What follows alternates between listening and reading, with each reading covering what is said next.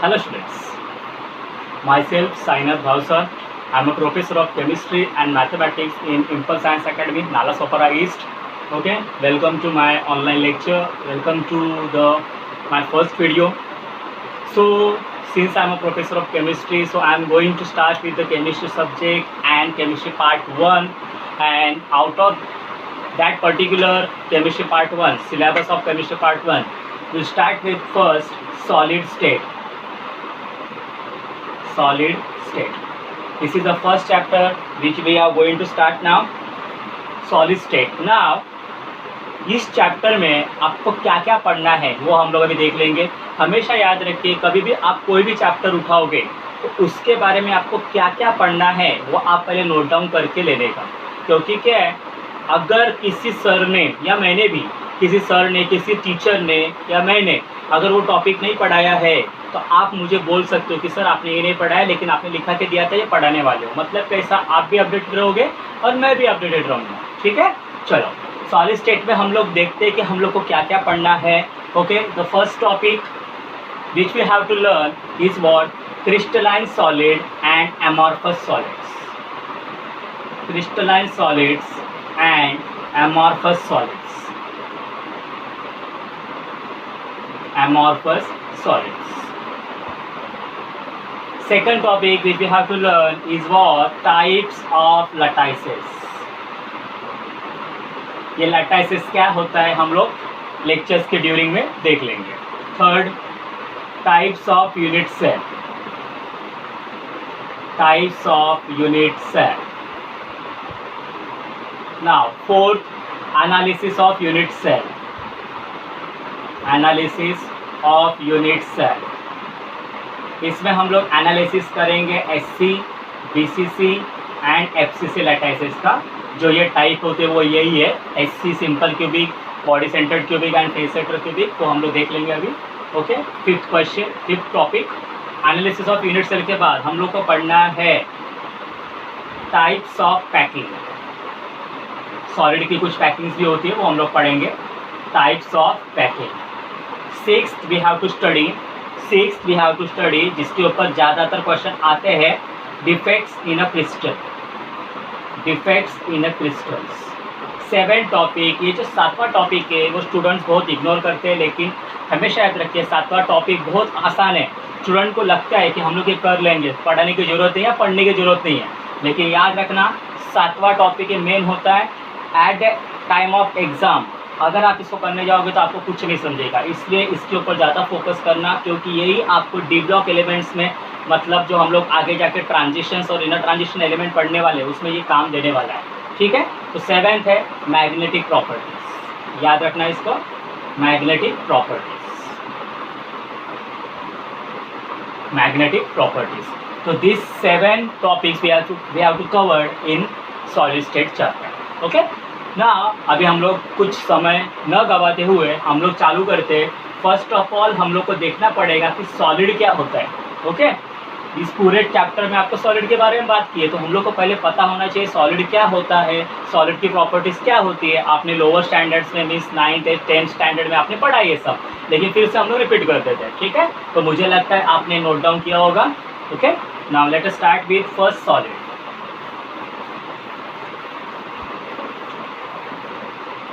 Now what do you mean by solid? Solid देखते हम लोग क्या होता है. Okay, solid, what are the properties of solid? First, in solid, constituent particles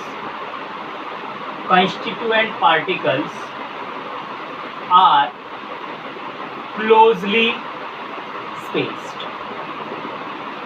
इसका मीनिंग क्या हो गया, सॉलिड्स में जो भी पार्टिकल्स जिससे भी बना है उसमें क्या होता है, वो एक दूसरे को एकदम चिपके हुए होते हैं, उसमें जरा सा भी गैप नहीं रहता है. ठीक है, so in solid constituent particles are closely spaced. So suppose if this is a one particle, if this is another particle, if this is a third particle, if this fourth particle, then obviously you will get a type of solid like this way. Okay, इधर भी कुछ रहेगा, gap obviously दोनों की जो joining है उसमें gap नहीं रहने वाला. आप बोलोगे सर इधर गैप आ रहा है, इधर तो गैप आने वाला ही है.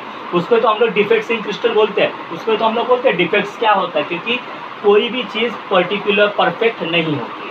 ओके, आप बोलोगे सर इधर गैप आ रहा है, मैं ऐसे ही बोर्ड पे दिखा रहा हूँ, लेकिन जब आप उसको रियलिटी में देखोगे उसको अंडर माइक्रोस्कोप तो आपको इसके गैप नहीं दिखने वाला। Okay, so in solid constructive particles are closely spaced, मतलब एक दूसरे से एकदम चिपके हुए होते हैं। नाउ सेकंड टॉपिक और second point, they are hard, they are hard. जो सॉलिड्स होते हैं वो कैसे होते हैं? हार्ड होते हैं, बराबर। Third, they have sharp melting point, sharp melting point.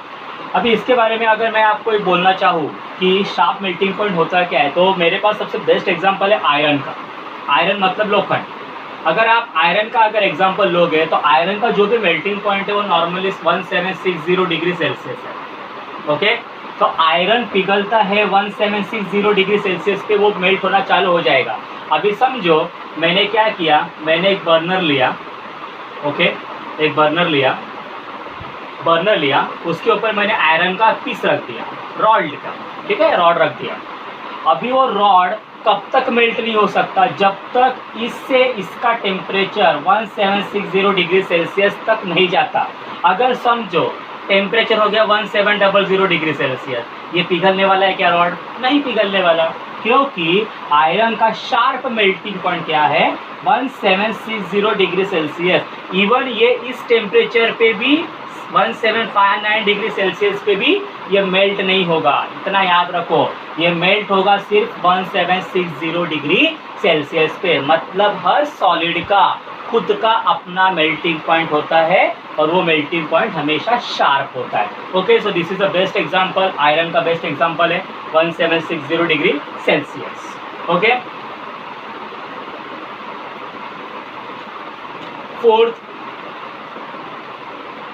they are good conductors of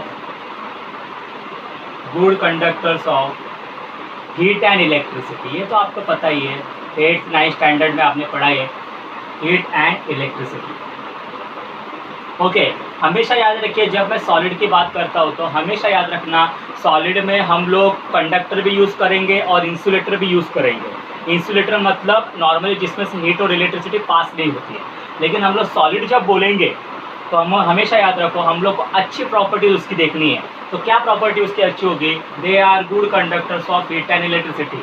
for example iron हो गया, कॉपर हो गया, एक्सेट्रा। और इधर मैं नेक्स्ट पॉइंट भी लिख सकता हूँ कि they are also bad conductor of heat and electricity. Example क्या आ जाएगा? वुड आ जाएगा। ओके, क्या आ जाएगा? वुड आएगा, रबर आएगा, प्लास्टिक आएगा। हमेशा याद रखना जब आप प्रॉपर्टी ऑफ सॉलिड लिखोगे तो सॉलिड की प्रॉपर्टी, सॉलिड के भी बहुत टाइप होते हैं। आपने लोअर स्टैंडर्ड पढ़ा है, आयनिक सॉलिड होता है, कोवेलेंट सॉलिड होता है, लेकिन हम लोग as a whole solid consider करके चल रहे हैं, ठीक है। तो हमेशा याद रखो इधर मैं अच्छी प्रॉपर्टीज ले रहा हूँ, जो उसकी प्रॉपर्टीज़ है, बैड प्रॉपर्टीज बोलेंगे हम लोग उसको, वो ऑब्वियस हम लोग इधर कंसिडर नहीं करेंगे। सो हम लोग को ये 4 चीज़ें मालूम होनी चाहिए सॉलिड के बारे में। First is what? In solid constituent particles are closely spaced. Second we have to know they are hard, obviously they are brittle also। brittle मतलब क्या? जमीन पे अगर फेंकोगे तो टूट जाएगा। फॉर एग्जांपल चौक, अपना चौक ले लो, चौक जमीन पे फेंक दो टूट जाएगा। ओके, ये भी हो सकता है। तीसरा, they have sharp melting point. ये सबके बारे में क्या हो जाएगा? ये रहेगा ही रहेगा। हर चीज़ का खुद का एक मेल्टिंग पॉइंट रहता ही रहता है। और fourth one, they are good conductors of heat and electricity. लेकिन हम लोग जो ब्रैकेट में एग्जाम्पल पे दिया है, example given iron, copper, etcetera, इसके नीचे मैं और एक पॉइंट मेंशन कर सकता हूँ कि they are bad conductor of heat and electricity. And example will be what? Wood, plastic and rubber. हमेशा याद रखो सॉलिड में भी बहुत टाइप्स आते हैं। आयनिक सॉलिड आता है, कोवेलेंट सॉलिड आता है, आगे जाके हम लोग पढ़ने वाले। इधर मैंने सिर्फ सॉलिड का नॉर्मल सॉलिड लेके चल रहा हूँ, ये ध्यान रखना, ठीक है। तो मुझे लगता है आपने नोट डाउन करके रखा होगा। Okay, now let us go further. तो अभी हम लोग चैप्टर का मेन पॉइंट, जहाँ से चैप्टर स्टार्ट होता है, वो अभी हम लोग पढ़ेंगे, ठीक है। So your chapter starts from crystalline solid and amorphous solid. Always remember, जब आप न्यू बुक खोलोगे तो उसमें पहला ही चैप्टर सॉलिड स्टेट होगा, उसमें पहला ही कंटेंट आपको ये दिया होगा, crystalline solid and amorphous solid. Okay, crystalline solid and amorphous solid and amorphous solid. Okay, now crystalline and amorphous बहुत अच्छे सब्सटेंसेस है। ओके, अगर आप देखोगे तो इनमें बहुत ज़्यादा डिफरेंस नहीं होता है, लेकिन एक छोटा सा डिफरेंस जो इनको अलग बनाता है वो हम लोग इसमें सीखने वाले हैं। ठीक है, तो क्रिस्टलाइन सॉलिड और एमॉर्फस सॉलिड के बारे में क्वेश्चन कैसा आएगा, हमेशा याद रखो ये दोनों एक साथ ही आते हैं। ओके, ऐसा नहीं आएगा कि right property of crystalline solid, right properties of amorphous solid, ऐसा क्वेश्चन कभी नहीं पूछा जाता है। आपको क्या पूछेंगे, distinguish between crystalline solid and amorphous solid, यही क्वेश्चन आपको पूछने वाले हैं। अगर पूछा तो बोर्ड में बहुत बार पूछ चुके हैं इस क्वेश्चन को। ठीक है, जेईई नीट में ऑब्वियसली इस क्वेश्चन के ऊपर इसके ऊपर कुछ क्वेश्चंस नहीं आते, क्योंकि ये बहुत इजी टॉपिक है। अगर समझ में आ जाएगा तो बहुत इजी टॉपिक है। Okay, so crystalline solid and amorphous solid ना, अगर डिफरेंस पूछा जाने वाला है तो हम लोग डिफरेंस से ही चालू करते हैं। ओके, तो डिफरेंस के लिए आपको मालूम है हम लोग ने दो पार्ट किया। ठीक है, हम लोग इधर लिखेंगे क्रिस्टलाइन सॉलिड, इधर लिखेंगे व्हाट, एमॉर्फस सॉलिड। ठीक है, crystalline solid and amorphous solid. First, crystalline solid में क्या होता है, बेस्ट एग्जांपल अगर हम लोग लेंगे तो मैं आपको दो एग्जांपल लेके बता रहा हूँ दोनों के बारे में। क्रिस्टलाइन सॉलिड का सबसे बेस्ट एग्जांपल मैं ले रहा हूँ sugar. Sugar is a crystalline solid. आप देख सकते हो शुगर का एक एक दाना, देखो शुगर का एक एक दाना बराबर क्यूब के तरीका होता है, एकदम क्यूब रहता है, मतलब उसको पर्टिकुलर शेप रहता है। अगर किसी चीज़ को पर्टिकुलर शेप है मतलब उसमें पार्टिकल्स भी पर्टिकुलर वेल अरेंज होंगे, इतना याद रखो। मतलब क्रिस्टलाइन सॉलिड की पहली प्रॉपर्टी क्या होगी कि इसमें जो पार्टिकल्स होंगे वो वेल अरेंज होते हैं। Okay, so first property of crystalline solid is what, it has well ordered arrangement, well order arrangement of constituent particles. Okay, it has well ordered arrangement of constituent particles. अभी इसका एक example भी ले लेते हैं हम लोग। समझो मेरे पास जो सॉलिड है वो दो चीज़ों से बना है, मतलब दो एटम से बना है, एक ए है और एक बी है। ठीक है, चलो अगर ये क्रिस्टलाइन सॉलिड है तो देखो क्या होगा, इधर ए आएगा, ए के बाजू में कौन आना चाहिए, बी, बी के बाजू में कौन आएगा फिर से ए के बाजू में कौन आएगा फिर से बी, ए के नीचे कौन आएगा बी, बी के नीचे कौन आएगा ए के नीचे कौन आएगा बी के नीचे कौन आएगा ए, वापस से इधर क्या होगा, इधर ए आएगा, इधर बी आएगा, इधर फिर से ए आएगा, इधर फिर से बी आएगा। ठीक है, मतलब ऐसा नहीं होगा ए बी के बाद फिर से ए आना ही चाहिए, उसके बाद बी आना चाहिए। अगर आप बोलोगे ए के बाद बी आ रहा है, बी के बाद फिर से बी आ रहा है, तो इसको हम लोग वेल ऑर्डर अरेंजमेंट बोलेंगे नहीं। वेल ऑर्डर अरेंजमेंट मतलब क्या, उसमें पैटर्न फॉलो होना चाहिए। तो हमेशा याद रखो क्रिस्टलाइन सॉलिड में हमेशा पैटर्न फॉलो होता है। ठीक है, तो हम लोग ने सीख लिया it has well order arrangement of constituent particles. Now what about the amorphous solid, let us see amorphous solid में क्या होता है। अगर इधर वेल ऑर्डर है तो इसमें एक ही वर्ड आएगा, नॉट वेल ऑर्डर। मतलब क्या होगा, फिर से हम लोग वही लेते हैं, एमॉर्फस सॉलिड समझो दो एटम से बना है ए और बी, तो इसमें क्या होगा, शुरुआत में सपोज ए आ गया, उसके बाद बी, उसके बाद ए आना चाहिए। अगर ए आ गया तो ऑब्वियसली क्रिस्टलाइन सॉलिड हो जाएगा, लेकिन एमॉर्फस सॉलिड में कुछ भी चलता है, रैंडमनेस होता है। मतलब इधर फिर से बी भी आ सकता है, आगे फिर से बी भी आ सकता है, इधर ए आ जाएगा, इधर ए आ जाएगा, इधर ए आ जाएगा, इधर आप देखोगे बी आ जाएगा, इधर फिर से आ जाएगा, इधर बी आ जाएगा। मतलब आप देखोगे इसमें कोई पर्टिकुलर ऑर्डर फॉलो नहीं होती है। इसका मतलब एमॉर्फस सॉलिड में कंस्टिट्यूएंट पार्टिकल्स वेल अरेंज नहीं होते हैं। So it does not have well order arrangement of constituent particles. तो मुझे लगता है आपको समझ में आ गया होगा। ओके, तो वही हम लोग लिखेंगे अभी। सो हमेशा याद रखो एक में रहता है एक में नहीं रहता, यही तो हम लोग डिस्टिंग्विश करते रहते हैं, बराबर की नहीं। अरे 10 से हम लोग यही सीखा है। So first it does not have well ordered arrangement of constituent particles. तो देखो क्रिस्टलाइन सॉलिड में हम लोग ने फर्स्ट डिस्टिंग्विशिंग पॉइंट पढ़ लिया है. ओके, इसमें वेल अरेंजमेंट होती है, इसमें वेल अरेंजमेंट नहीं होती है. सेकेंड, अगर सेकेंड की बात करें तो सेकेंड बहुत आसान पॉइंट है. क्रिस्टलाइन सॉलिड का बेस्ट एग्जांपल मैंने शुगर दिया था. उसका और एक बेस्ट एग्जांपल देता हूँ, आयरन. अभी जो हमने लिया था लोहा, लोखंड का मेल्टिंग पॉइंट कितना होता है 1760 डिग्री सेल्सियस. मतलब शार्प मेल्टिंग पॉइंट होता है. मतलब क्रिस्टलाइन सॉलिड के मेल्टिंग पॉइंट हमेशा शार्प होते हैं. याद रखना, they have sharp melting point. अगर हम लोग एमोर्फस सॉलिड की बात करेंगे तो आप बोलोगे सर क्रिस्टलाइन सॉलिड का तो एग्जांपल दे दिया, एमोर्फस सॉलिड का भी एग्जांपल दे दीजिए. बेस्ट एग्जांपल देता हूँ मैं आपको. बेस्ट एग्जांपल है ग्लास, अपना ग्लास. ठीक है, चलो देखते क्या होता है. समझो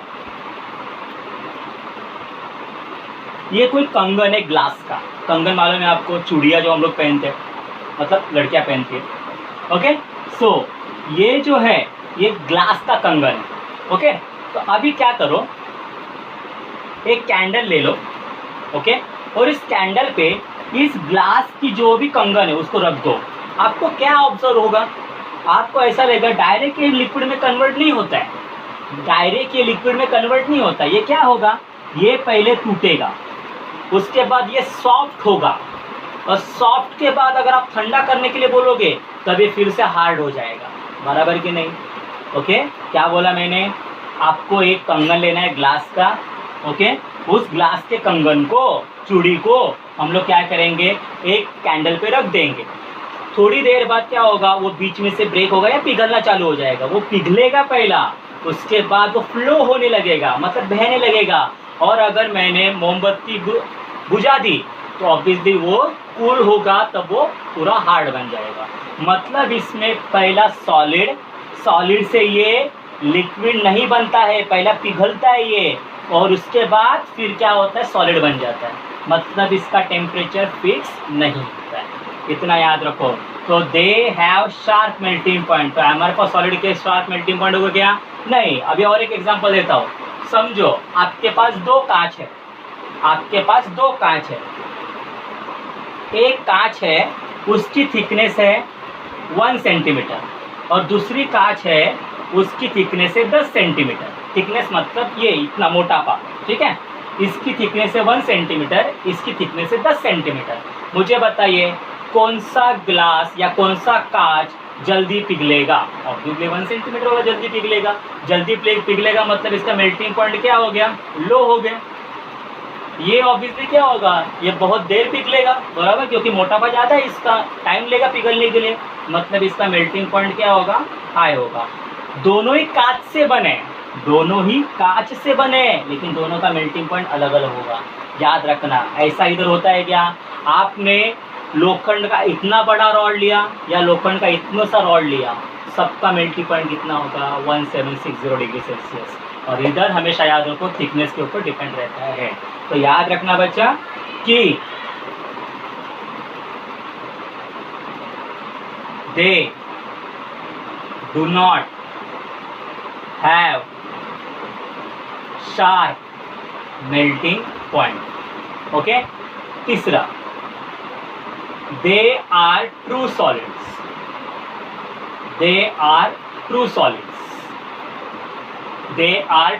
अभी आप बोलोगे ट्रू सॉलिड होता क्या है?